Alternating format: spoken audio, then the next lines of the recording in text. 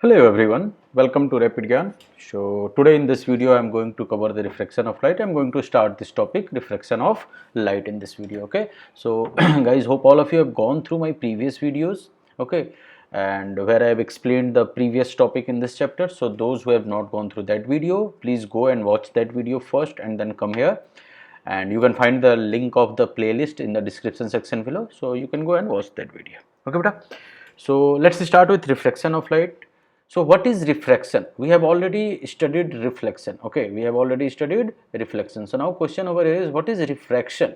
Okay, so before going on the refraction, what is refraction, and I will be explaining what is refraction. So there are few but very nice examples given in your textbook, so I will just highlight those examples. Okay, and might be I will ask questions with you guys ki what will happen in that case. Okay, so you guys might have seen, they are saying you might have observed that the bottom of the tank or a pond containing water appears to be raised. Okay, how you will see, for example, suppose you put a coin in a glass or anything in the water, or in a tub. Suppose the water is filled in a glass or a tub or a bucket or anything, put a coin. So what you will see that the coin will look little bit larger. Or if you put a lemon inside a glass full of water, so you will see the size of the lemon has increased. Okay, so that's what they're saying, that the bottom of the tank or the pond containing water appears to be raised. Similarly, when the thick glass slab placed over the printed matter, the letters appears to be raised or the bigger. So why this is happening? Why does it happen? Have you ever thought? The best example, guys, have you ever seen a pencil partially immersed in a water in a glass tumbler? So how that pencil look? I will just draw a glass tumbler over here. One second. So suppose this is a glass tumbler, okay, and the water is filled in this. So if you are going to insert a pencil over here, so actually your pencil will go something like this, correct? Hold on, let me draw the line. Okay, so your pencil will go straight because the pencil is the straight line, correct? Your pencil will go like this. But if you actually look from the top, your pencil will something look like this. It seems that the pencil is bent from this point. So have you ever thought why this is happening, why your pencil looks like it's bending? Okay, so this is what they are saying, if you are going to put a pencil partially immersed in the water or glass, it appears to be displaced at the interface of air and water, correct? The same thing 11 I have already told you. So these are the things. Have you ever observed why it's happening? So the reason for this is the refraction of light. The reason for this is the refraction of light. So what is this refraction of light? Says that whenever a light ray enters from one transparent medium, to the another transparent medium, so the speed of light differs. So why I am saying transparent medium? Because light passes through the transparent medium, correct? So speed of light differs in different medium. So since there is a change in the speed of light, we see these phenomena happening. Okay, so that change in the speed of light, because of which the light deviates from its path, from its actual path, is called refraction of light. The observation means that is called your refraction of light. See, the phenomena is known as refraction of light. So if someone will ask you what is the definition of refraction of light, what are you going to say? That the refraction of light, if a light rays travels from one medium to another medium, listen better, one transparent medium to another transparent medium, okay, so it deviates from its path, so that the deviation of the path of a light ray is called refraction of light. Okay, that is called refraction of light. Hope it's clear. Okay, I will repeat it again. See, whenever a light ray travels from one transparent medium to another transparent medium, it deviates from its path and that deviation of path of light ray is called refraction of light. We will understand this with this particular topic, where it's explained that the refraction through a rectangular glass slab. So I will just explain over here, guys. So I will just draw one rectangular slab. So guys, this is your rectangular slab, okay, and whenever a light ray is coming, so I will just take another pen and I will draw a light ray. Suppose this light ray is coming like this, correct? Suppose this light ray is coming like this. So what will happen in this case? So if this is a light ray, so of course it will have, so the point at which it intersecting, draw a perpendicular line on that point, that will be your normal. That will be your normal, and this angle I have already told you in the reflection area, this angle is called angle of incidence. This angle is called angle of incidence, okay. So what will happen in this case? So this is your glass, this is your glass, this is your glass, and this is your air. So first thing we will find out whether the light ray is so so we know that air is a rarer medium, so there is a things so air is called your rarer medium and glass is called your denser medium, because the molecules in the glass are more denser as compared to air, correct? So the glass is called your denser medium and the air is called your rarer medium. So just remember one thing, beta. I will explain when I will be explaining the laws of refraction. So just, but remember one thing, whenever a light ray travels from rarer medium to rarer medium to denser medium, it bends towards the normal. It what happened? It bends towards the normal, means this is your normal, okay, this is your normal. So what will happen, instead of going straight, it will bend towards the normal, okay, instead of going straight it will bend towards the normal, okay. So in this means, what do you mean by bends towards the normal? Means this will be your angle of refraction. So I will say, let's take it as R1, I will take it as I1, and here this I will take it as R1. So this is called your angle of refraction. So in this particular case, when the light ray traveling from rarer medium to denser medium, light ray bends towards the normal, and the angle of refraction, that is angle R1 will always be less than angle I. Remember this.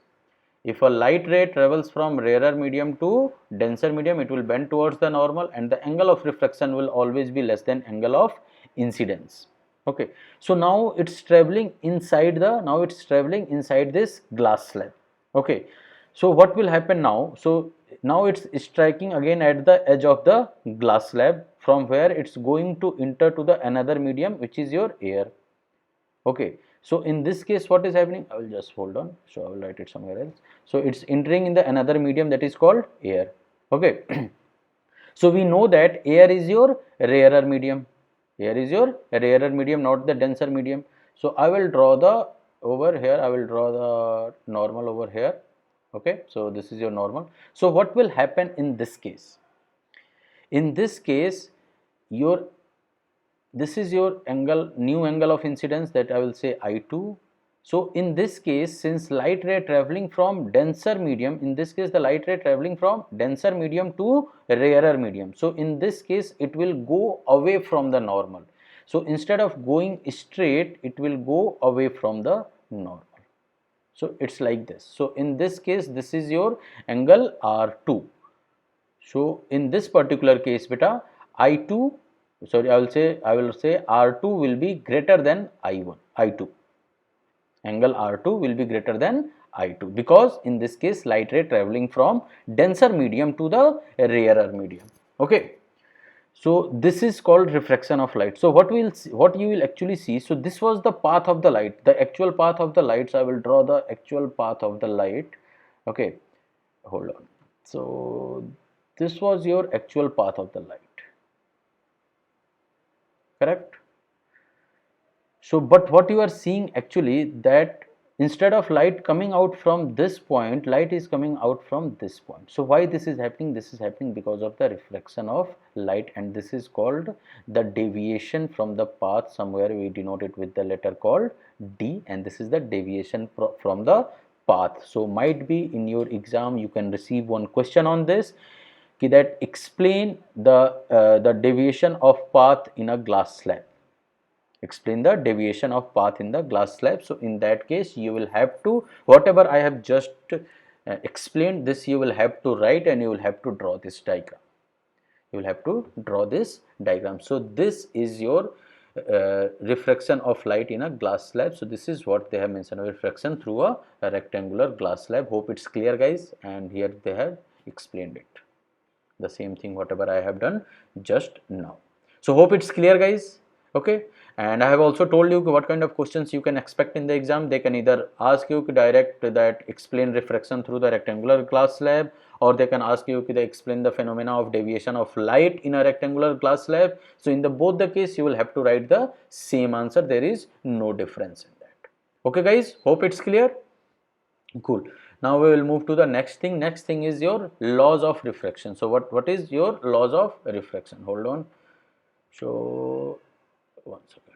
So these are your laws of refraction. So first law, what the first law is saying, that the incident ray, the refracted ray, and the normal to a interface of two transparent media at the point of incidence all lie in the same plane. Means beta, suppose I will just draw one medium, and below this line there is, I will say, water, and above this line there is air.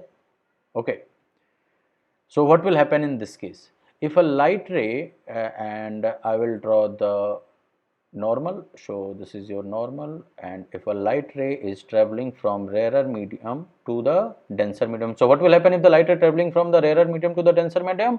It will bend towards the normal, so it will go like this. It will bend towards the normal. So what are the things you are seeing over here, beta? Ki this is your incident ray, this is your refracted ray, and this is your normal. So what the first law is saying, ki they all three should lie in the same plane. Means, see, of course this experiment which you are going to do, this experiment you are going to do in the 3D view, correct? In the 3D view, you are not going to do this experiment in the 2D view or on the plane or on the paper. Okay, you are actually going to do this experiment in the real life. So in that case, if I am going to draw a plane, on this, so all three lies in the same plane. All three lies in the same plane. It's a same example, is the same law as for the reflection also. Okay. Now the second point is very important, but it's just right. So hope the first point is clear. Those who have not or having any doubt in this, please ask your doubts in the comment section. Okay. So now the second point is saying that the ratio of sine of angle of incidence to the sine of angle of refraction is always constant, and this is also called Snell's law. Just remember this is also called Snell's law. So in the exam you might receive a question of 1 mark, ki what is Snell's law? Snell's law is nothing but the second law of refraction, where the saying that the ratio of sine of angle of incidence to the sine of angle of refraction is always constant. So I will tell you what. So see, this is your angle of incidence, correct, and this is your angle of refraction. So what they are saying, that its ratio means sine of angle I upon sine of angle R will always be constant. In a with respect to the two fixed medium, like in this case we are talking about air and water. Okay, if in the next medium, if I am going to talk about water and glass, so in that case also the sine of I and sine of R will always be constant for everywhere if we are talking about two mediums, water and glass. Okay, and this the constant value is called refractive index. This constant value is called the refractive index of what? Refractive index of second medium, with respect to, always remember, refractive index is a comparative term, it's a ratio, so ratio cannot be alone. So refractive index of second medium with respect to first medium means the medium in which the light ray is going, means the medium in which your angle of refraction is there. So this sine I upon sine R will give you the refractive index of the second medium, means the medium in which your angle of refraction is there with respect to the first medium. Okay, so suppose in this case you got some value x. So sine I upon sine R will be x. So if I will ask the question, what is the refractive index of water? So first thing, if I am going to ask you a question, what is the refractive index of water? What will be your answer? You cannot give answer in this case. Now the next question you will ask is, sir, you are asking what is the refractive index of water, but you have not told me that with respect to what. Correct. With respect to what? Because you cannot find the refractive index alone. You always have to compare the refractive index. Means it's actually the way of comparing the density, optical density of a medium. So optical density of a medium can be defined only in comparison with the other medium. Only in the comparison with the other medium. So in case of water, if I am going to ask you what is the refractive index of water in this example with respect to air, so you will say X. X is the refractive index of water with respect to air. But at the same time, suppose this is not air, this is some other medium. I will say, like suppose any rarer medium which is rarer than water. So let's take it any medium like ABC. Okay. So now in this case, if I am going to ask you what is the refractive index of water with respect to ABC, so your answer will not X, your answer will be different. So see beta, it's very important concept which I am explaining you guys, that the refractive index of water will different with respect to air and will different with respect to any other medium.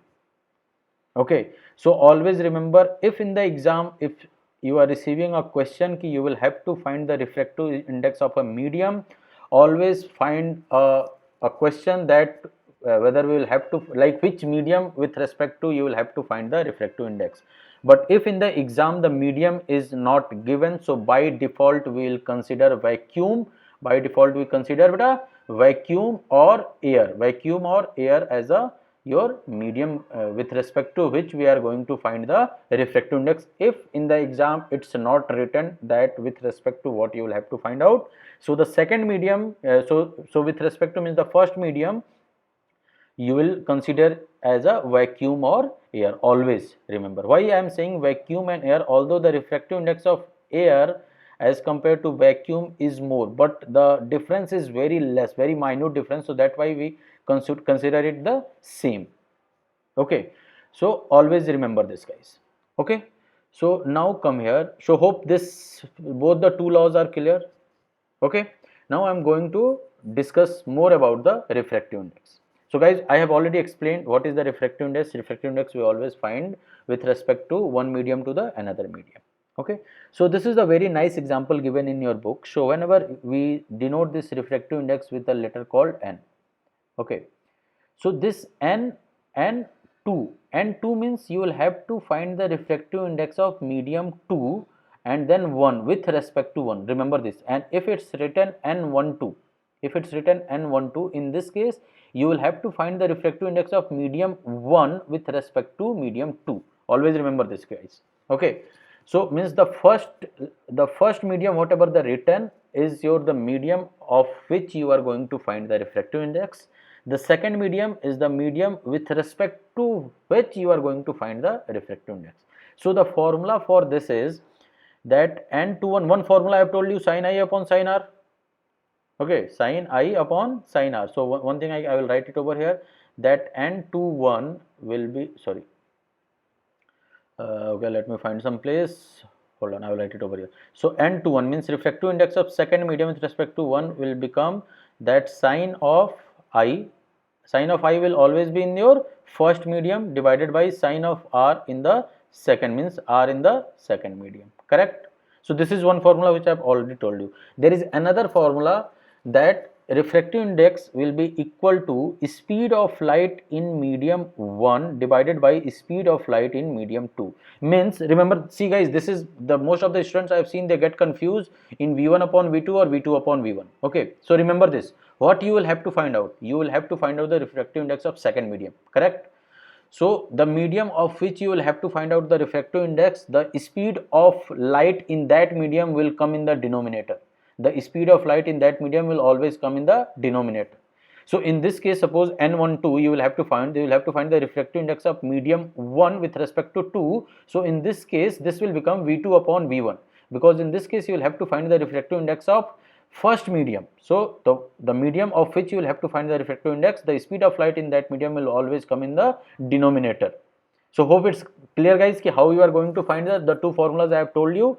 that one is by using the sin I upon sin r, and another one is by using the speed of light. So in this way we will find the refractive index of any medium. Okay. So now this is few refractive index of the different material given with respect to air. This is given with respect to, actually this is given with respect to vacuum. This is given with respect to beta vacuum. So in all the cases your first medium is vacuum. Okay. So in that case what will happen? So we know that if you will have to find the refractive index of any medium, so simply speed of light in vacuum, we know it's denoted by letter called C, which is equal to, I think, 3 into 10 to the power 8 meter per second, correct? That is equal to 3 into 10 to the power 8 meters per second divided by the speed of light in particular medium.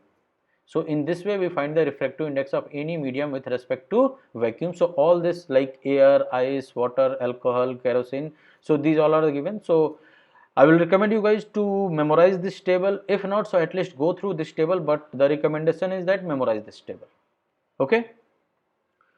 So let's see, let's go further. What is next? Okay, so now we are going to solve few questions on this. Okay, so these questions are very important, guys. So the first question is saying that a ray of light traveling in air enters obliquely into water. Okay, does the light ray bends towards the normal or away from the normal? Guys, it's very simple. Hope you guys know the answer, because the light ray is traveling from air. Light ray is traveling from air to water. So which one is the rarer medium and which one is the denser medium? We know that air is your beta rarer medium, correct? Air is your rarer medium and water is your denser medium. So if the light ray is traveling from rarer medium to denser medium, what will happen? It will bend towards the normal. It will bend towards the normal. So your answer will be, it will bend towards the normal, and reason you can write it because air is the lighter medium or rarer medium, water is the denser medium, and the light ray traveling from the rarer to denser, it will bend towards the normal. So that's why in this case it will bend towards the normal. Hope it's clear, guys. Okay, now go to the next question. Next question is saying light enters from air to glass having refractive index of 1.5. So this refractive index of 1.5 is of glass. Refractive index of 1.5 is of glass beta. So how will you write? You will write refractive index in this way. You write refractive index of glass with respect to what? With respect to, look into the question. What the question is saying? They're saying that light enters from air to glass, means with respect to air is given your 1.5. It's given 1.5. And now what you will have to find out? You will have to find out the optic, hold on, you will have to, what is the speed of light? You will have to find the speed of light where? In glass. Speed of light in glass. And speed of light in vacuum, they have already, we know, 3 into 10 to the power 8 meter per second. Alright, so let's solve this question. So we know that beta NGA means you will have to find, means refractive index of glass with respect to air will become speed of light in air, speed of light in air divided by speed of light in glass, correct? This is the formula. So here it's 1.5 will be equal to, what is the speed of light in air? 3 into 10 to the power 8 divided by, you will have to find the speed of light in glass. So which if you are going to solve, so speed of light in the glass will become 3 into 10 to the power 8 divided by 1.5, correct? So 1.5 times, if 2 times it will become 3. So your answer will be 2 into 10 to the power 8, 2 into 10 to the power 8 meter per second. So that's your speed of light in glass. Hope it's clear, guys. Okay, let's solve the third question. Find out from table 10.3. Find out table 10.3 that the medium having highest optical density and the medium with lowest optical density. Okay, beta. So optical density and the highest optical density and lowest optical density is actually directly proportional to the refractive index. Directly proportional to the refractive index. So the medium which will have higher refractive index will have the higher optical density, and the medium which will have the lower refractive index or the low refractive index, that will have the lower optical density. So if I am going to the here 10.3, so I can see that diamond is having highest refractive index which is of 2.42, and the air is having the lowest refractive index which is 1.0003, means 0003. So which one will have the highest optical density? Of course, since the diamond is having highest refractive index value, so it will have the highest optical density and air will have the lowest optical density. Hope it's clear, guys. Okay, now come to the fourth question. Fourth question is saying you are given kerosene, turpentine and water. So three medium we know, okay, kerosene, turpentine and water. In which of these does the light travel fastest? Okay, so guys, so come here, come to this question. So this question, we know that the refractive index of glass, is more than air. You mentioned air is your 1.0003 and for glass it's 1.5. So I am clearly seeing that the refractive index of glass is more than the refractive index of air. So what is the speed of light in glass? The speed of light in glass is 2 into 10 to the power 8 meter per second, correct? But the speed of light in air is 3 into 10 to the power 8. So it means the material which is having the like more refractive index will have the less speed of light. Means you can say that the refractive index of a material, is inversely proportional, I will say refractive index of a material is inversely proportional to the speed of light in that material. Just remember this, that the refractive index of a material is inversely proportional to the speed of light in that material. So in this case they are talking about kerosene, turpentine and water. So go over here. Okay, I will just highlight. Okay, what is the kerosene? Kerosene is 1.44, turpentine is 1.47 and water is 1.3.